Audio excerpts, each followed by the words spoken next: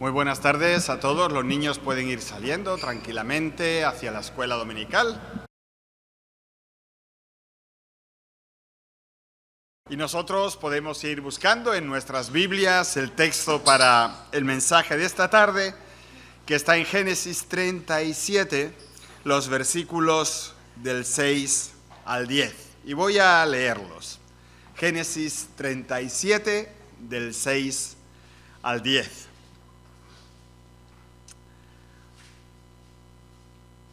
Y él les dijo: oíd ahora este sueño que he soñado.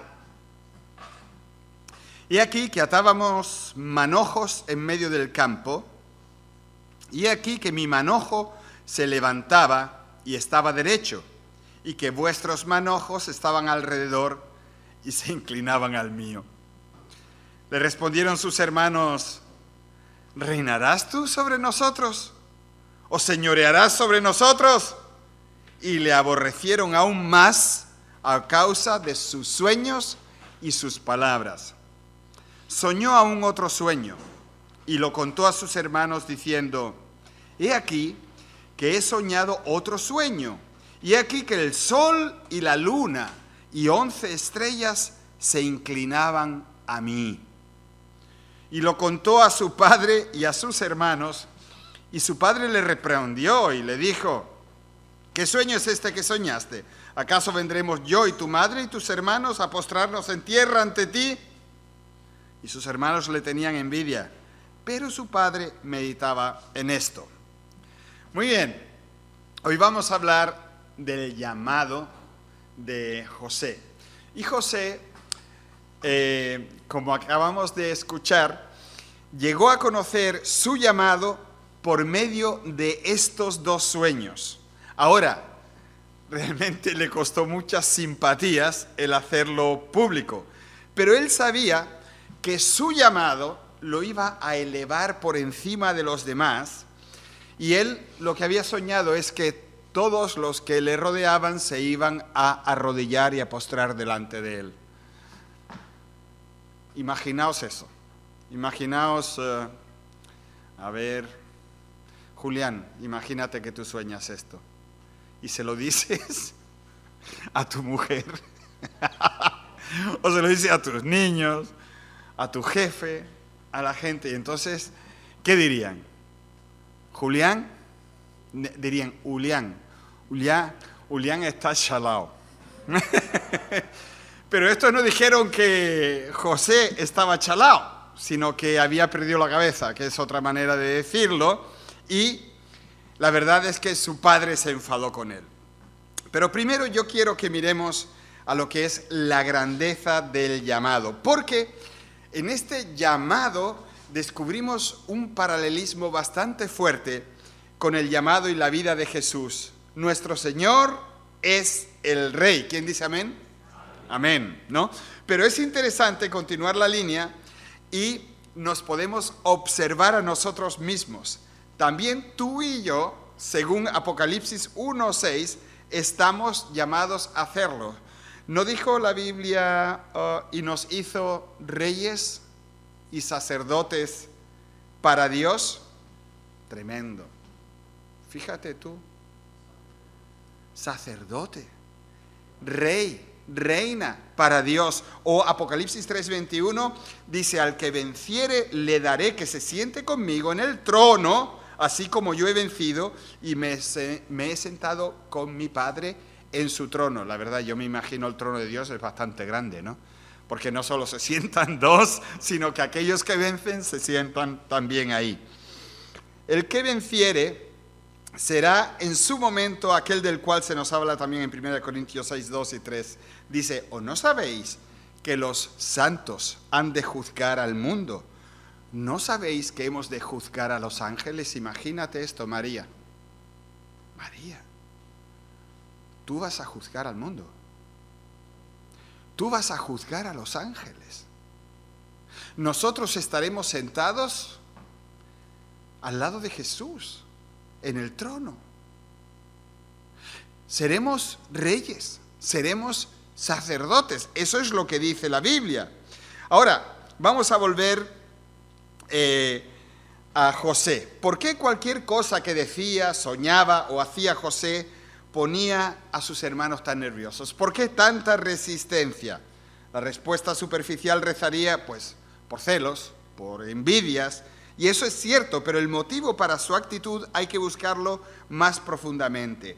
Lo que sus hermanos dijeron de él fue prácticamente lo mismo que muchos años después los judíos dijeron acerca de Jesús.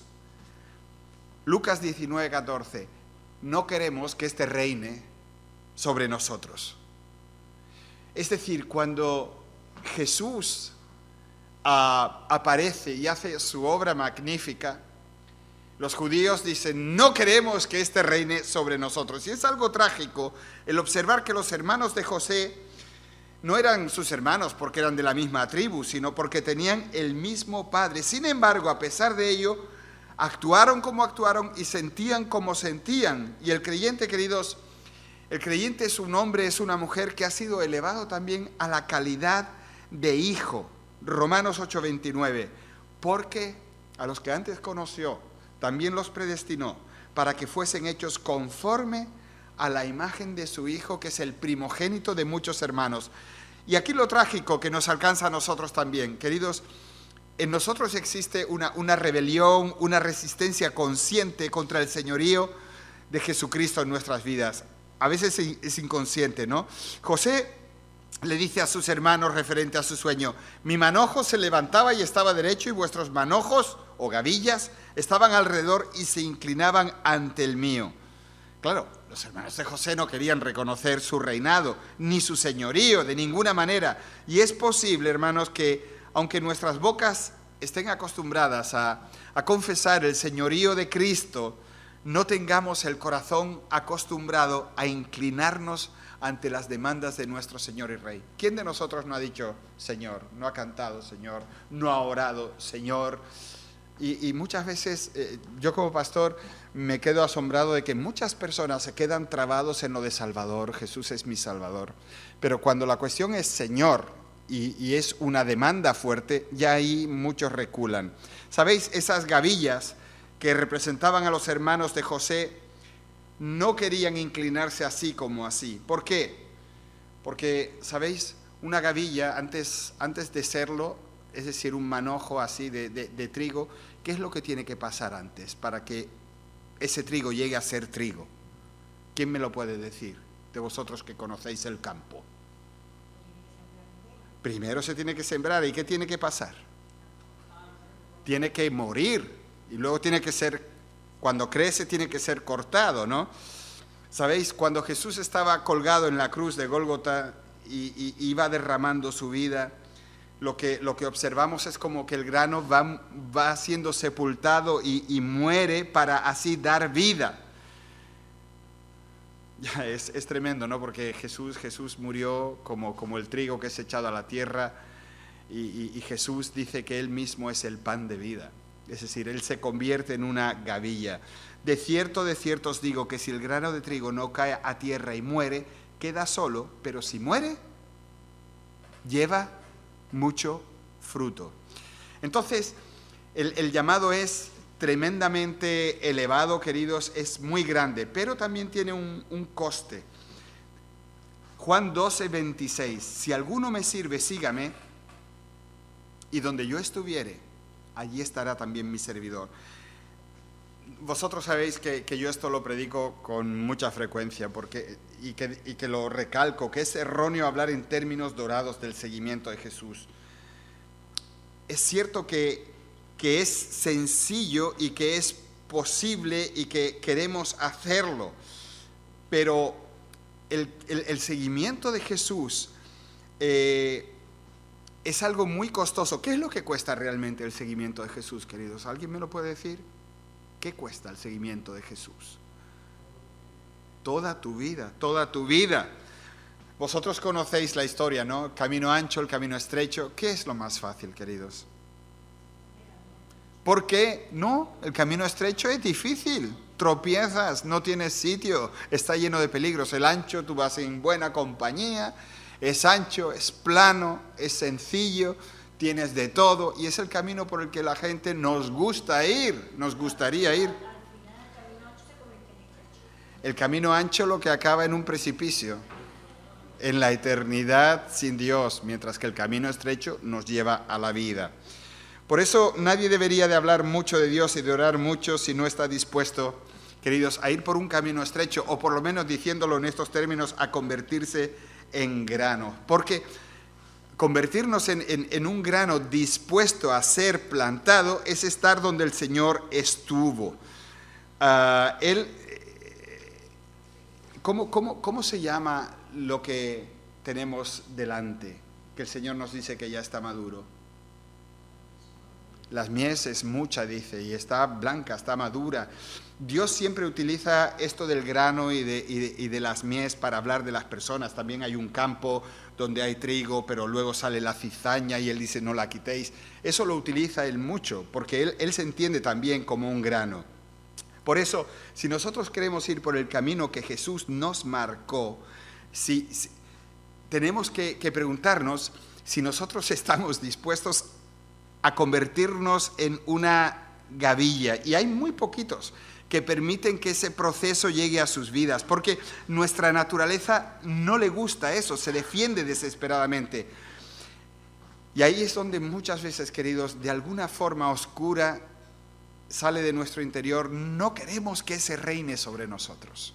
Eso de aceptar a Cristo y lo que Él demanda sin más, es que nos negamos a ser uno con Él e ir por el camino que Él nos trazó. ¿Qué es lo que deseamos? ¿Qué queremos como creyentes? Pues yo como creyente quiero llevar mucho fruto, quiero ser un testimonio brillante, queremos ser algo por Él, queremos estar a su servicio y todo eso está bien, pero hay algo que va delante de todo eso. Antes de que todo eso pueda suceder, nosotros tenemos que ser sembrados como un grano que cae en la tierra y es sepultado, porque antes de que nosotros no muramos, en el sentido simbólico, antes de que no muramos no podemos llevar fruto. Por eso os voy a hablar del proceso del llamado. ¿Sabéis cómo funciona? Bueno, alguno de vosotros quizás lo sepa mejor que yo, pero a mí me gustaría explicarlo. ¿Cómo funciona esto de una semilla que es echada en tierra y bien tapada para que crezca? No sé, tenía una presentación preciosa, bonita, donde todo esto se veía, y me pasó lo mismo que con la música. A mí se me olvidó de traerlo, a ti se te desafinó la guitarra. Pero fijaos, el primer paso, queridos, la semilla o el grano de trigo que es duro, cuando se tira en la tierra, ¿qué le pasa?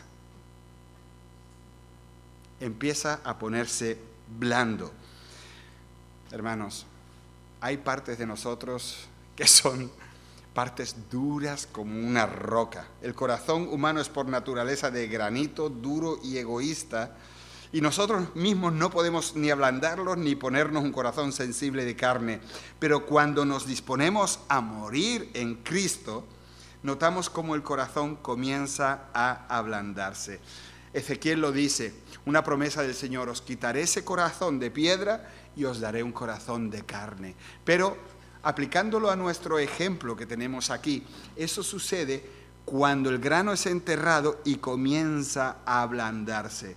Y claro, esto es difícil, pero fíjate lo que dice la palabra: con Cristo estoy juntamente crucificado. Y ya no vivo yo, sino que vive Cristo en mí. La promesa de un corazón nuevo, no de piedra, es una realidad para aquellos que están dispuestos a morir en Cristo, es decir, a poner a Cristo absolutamente en primer lugar y preguntarle a Cristo absolutamente todo para poder olvidarse de sus propias necesidades. Cristo, ¿vale? Ahora, cuando el grano de trigo está bajo tierra, comienza a transformarse. Aunque está muriendo, esa semilla va hinchándose, va creciendo y va tomando otra forma. Y esto es un ejemplo maravilloso, porque cuando una persona entrega su vida a Cristo, comienza a cambiar, se transforma, ve más lejos, se asombra de las tremendas posibilidades que Dios ha dispuesto para su vida. Pero todo eso solo puede suceder muriendo con Cristo. Yo estaba pensando, por ejemplo, cuando estaba repasando todo esto, estaba pensando en Miguel, ¿verdad? En Miguel. Cambio, cero. Unas cositas así, pero cero. No hay una muerte a lo viejo. Claro, en una persona que vive tan así al extremo de lo que es lo usual, se nota mucho. En nosotros que somos más normalitos, no es una cosa que se note tanto. Pero un cristiano siempre está sujeto a un cambio. La semilla engorda. Yo no quiero decirle a las señoras que engorden, porque si no ya me pierdo la atención, ¿no? Pero realmente la transformación tiene lugar. Y donde no hay transformación no está Cristo. Mirad, en las cosas de Dios no se pueden conseguir esas cosas corriendo. Vamos a ver, a favor de Miguel, quiero decir algo a favor de Miguel. ¿Sabéis vosotros cuánto dura la semilla del bambú para hacer así? Vale, 7 años, otros dicen 5 años. Yo nunca la he plantado porque me aburro con eso cuando sale, ¿no? Y luego voy a buscarla y ya se ha muerto. Pero la cosa es que es una semilla que dura mucho tiempo. Y Ana y yo lo hemos experimentado. Cuando una persona es de Cristo, es de Cristo. Y es posible que sean semillas de bambú que dentro de 5, de 7 años dan la explosión, la eclosión y crecen y es una cosa maravillosa. Yo eso no lo quiero quitar de las posibilidades. Pero queridos, quien está en Cristo es una persona, abridle al pequeño, que si no, no puede entrar. Es una persona que está en cambio. Tercero, por medio de un proceso químico, el grano de tierra, el grano que está en la tierra, sea lo duro que sea, cuando pasa el tiempo, los granos se convierten en dulces, son comestibles. Quien muere en la muerte de Jesús se vuelve comestible. No te pido que muerdas a tu esposa, Nico, porque esa sonrisa es, voy a ver si mi mujer ya es comestible. Pues, hay personas que no son dulces, que no son blandos, que son todo lo contrario. Son tan agrios como el primer día. Les falta el vigor y la frescura de la nueva vida en Cristo. Y Pablo lo explica muy claramente en Romanos 12:2. Dice, no os conforméis a este siglo, sino transformaos por medio de la renovación de vuestro entendimiento, para que comprobéis cuál sea la buena voluntad de Dios, agradable y perfecta. Nosotros no podemos transformarnos a nosotros mismos, pero si nos mantenemos ahí junto a Él, pase lo que pase, entonces nosotros vamos a ser transformados y nuestro carácter, nuestra persona va a ser comestible, vamos a ser dulces y la gente lo va a notar. Con esta mujer, con este hombre ha pasado algo, porque antes no le podías hablar y ahora le hablas y parece que estás hablando con Cristo. Es verdad. Y cuando Ana y yo hablamos con matrimonios en dificultades, que están acostumbrados a maldecirse, a tirarse los trastos a la cabeza y todo lo demás, la única pregunta que se nos viene a la mente siempre es, ¿dónde está Cristo? ¿Dónde está Cristo?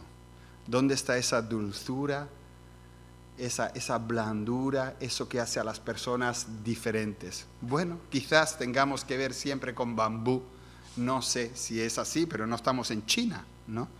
Es decir, que uno va buscando trigo. El trigo, una vez que se reblandece, que se ha hinchado y ha cambiado, rompe la cáscara que lo rodea, la piel que lo rodea. Y hermanos, es un camino tan largo, se necesita tanto para que esa cáscara dura, que es orgullo, que es egoísmo, que es soberbia, se rompa.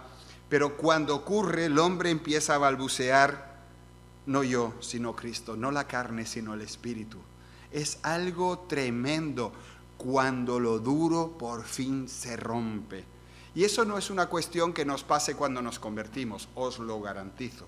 Eso es un proceso que dura generalmente años. Yo he visto a personas que en 2 años han crecido más, espiritualmente hablando, que otros con 40 años, ¿no? Vuelvo al bambú, no sé si es solo bambú, pero la cuestión es que eso duro hace y desaparece. Y, ¿sabéis? No solo hacia afuera, eso es algo que se nota, sino hacia adentro, porque uno se vuelve tan sensible a lo que pasa alrededor que no quieres ni escucharlo.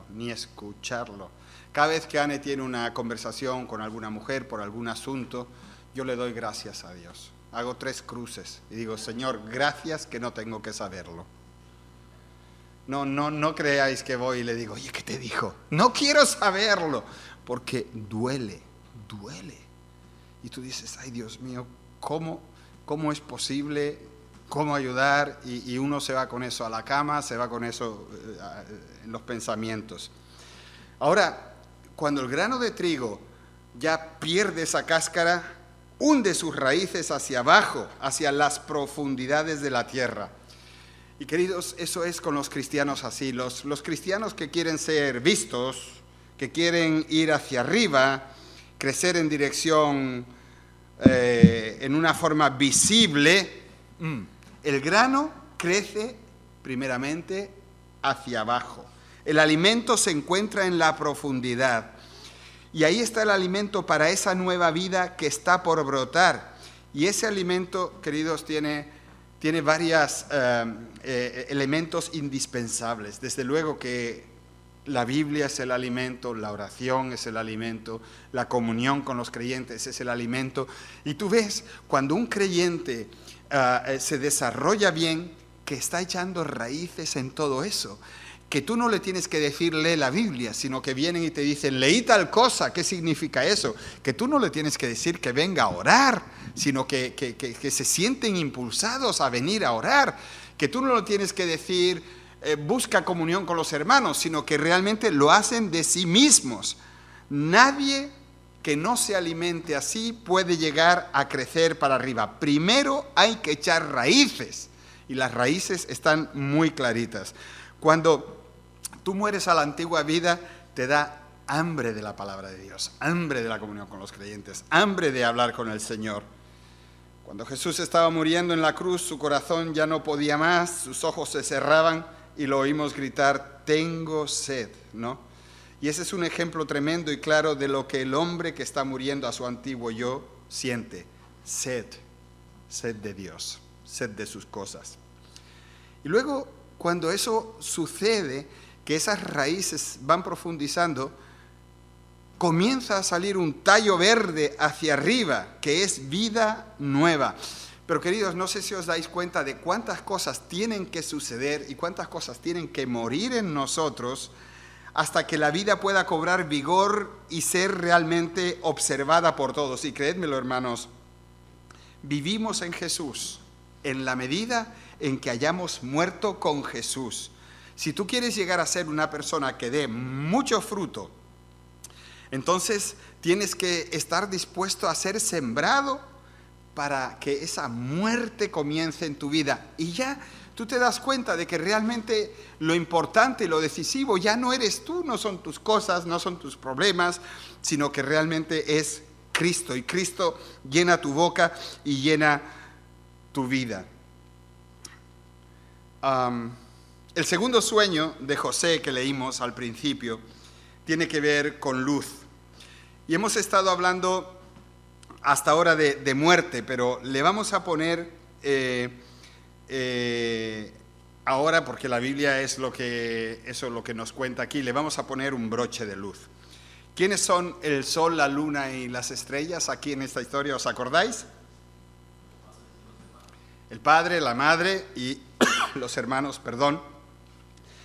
¿Y qué es lo que brilla tanto para que brille más que el sol, la luna y las estrellas?